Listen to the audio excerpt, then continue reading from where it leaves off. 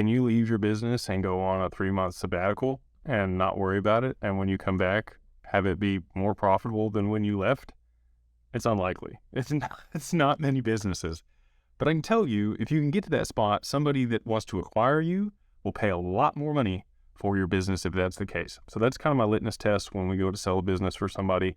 We need to make sure that we've removed the owner by a couple degrees of separation over time. Again, when I work with people, it's anywhere from 6 to 24 months most of the time before we can really get all these things in place and they can exit for a substantially higher value than we would have originally gotten.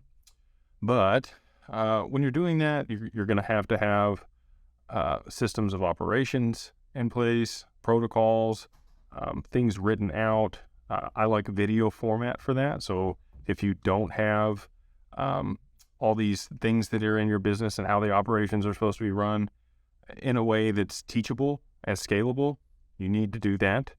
And you also need to hire people to replace yourself. So sometimes there's not enough revenue to do that. And that's why we focus on some other things before this one most of the time. But once you have that revenue in place, you've got reoccurring revenue, you've got the sales numbers that you need to, maybe you brought in somebody on that side of things to kind of elevate that piece. Maybe we've done some digital marketing, maybe we've done some other things that have lowered your overhead. There's a lot of different ways to manipulate cash flow and the free cash flow that you have inside your business in order for you to be able to leverage those things to hire people. Also, at a certain point, you're going to want to bring in executive management.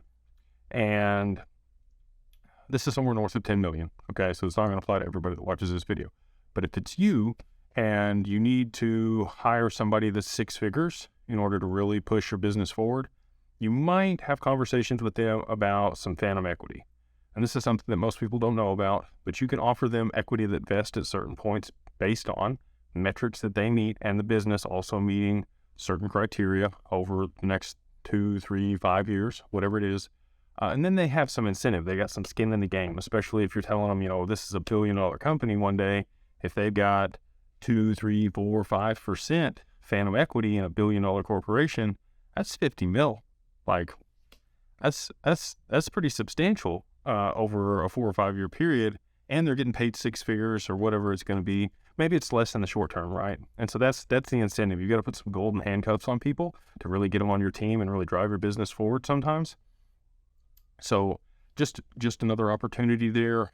But in order for you to get a significantly higher valuation for your business, you're going to need to remove yourself from the business and hire the right people, put them in place. You're going to have key players that are really going to drive your business forward without you. And again, the litmus test is you can take a 3-month sabbatical and maybe you check in a couple times, but it's not like you actually have to be there for your business to do well or even grow.